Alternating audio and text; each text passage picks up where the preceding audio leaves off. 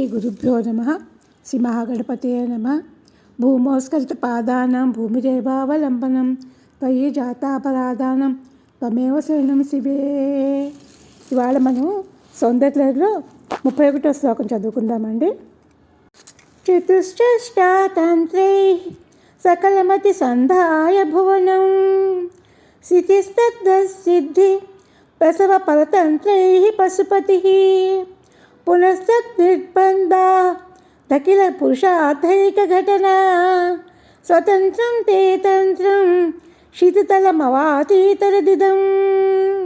సకల జీవులను పరిపాలించే శివుడు ఆయా సిద్ధులను కలిగించడమే ముఖ్య ప్రయోజనంగా ఉన్న 64 తంత్రాలను ఏర్పరిచి భువనాలను మోహపెట్టాడు. అనగా లౌకిక సిద్ధులను ఇచ్చే తంత్రాలను నిర్మించాడు. కానీ మరలా నీ వలన కలిగిన నిర్బంధం చేత ప్రధానంగా చతుర్విధ పురుషార్థములంటూ ధర్మార్థ కామమోక్షాలను సిద్ధింపచేసే స్వతంత్రమైన నీ తంత్రాన్ని అంటే శ్రీ విద్యని ఈ భూమిపై అవతరింపజేశాడు. అంటే ఏంటంటే శివుడు ఏం చేశాడంటే మనకి మామూలుగా లౌకికంగా జరిగేటట్లుగా ఉండే తంత్రాలన్నింటినీ ఇచ్చాడనమాట.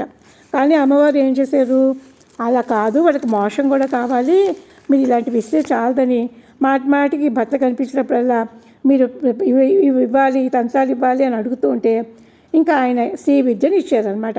అమ్మ మన కోసం శివుడిని అడిగి ఈ శ్రీ విద్యను తీసుకొచ్చారనమాట. అంటే శివుడు ఎలాంటి విద్యలు ఇచ్చారంటే పరకాయ ప్రవేశము, ఆకాశగమనము, తిరోధానము, జలస్తంభన, అగ్నిస్తంభన, వాయుస్తంభన ఇలాంటి ఇంద్రజాల మహేంద్రజాల విద్యలను అలాంటివన్నీ ఇచ్చాడనమాట. కానీ అవన్నీ మోక్షానికి ఇవ్వవు కదా, అవన్నీ ఇచ్చేసి కామ్గా ఆయన కూర్చున్నారనమాట. అప్పుడు ఆవిడ వెంటనే నేను ఇలా కాదు, ఉత్తమ తంత్రం ఇవ్వండి, ఉత్తమ తంత్రం ఇస్తే కనుక అప్పుడు మీరు రచిస్తే అప్పుడు ప్రజలకి మోక్షం వస్తుంది అని చెప్పేసరికి అప్పుడు ఆయన ఈ తంత్రాన్ని శ్రీ విద్యని ఇచ్చారనమాట. లలితా సహస్రనామాలతో ఉన్న నామాల సంబంధం ఏంటంటే పురుషార్థ ప్రద, స్వతంత్ర, సర్వతంత్రేసి, దక్షిణామూర్తి, రూపిణి ఇవి లలితా సహస్రనామాలతో సంబంధం ఉన్నాయన్నమాట. అమ్మవారు చూసారా అండి, ఎప్పుడు కూడా అమ్మే మనకి పిల్లలకి భర్తను అడిగి అన్నీ ఇస్తుంది కదా. పిల్లలందరూ వెళ్ళి తండ్రిని అంత సులువుగా అడగరు, భయపడతారనమాట. ఆ శివుడు అడగకుండానే ఆ తంత్రాలన్నీ ఇచ్చారు.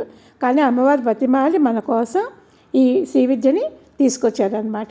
చతుశ్చష్టాతంత్రైః సకలమతి సంధాయ భువనం.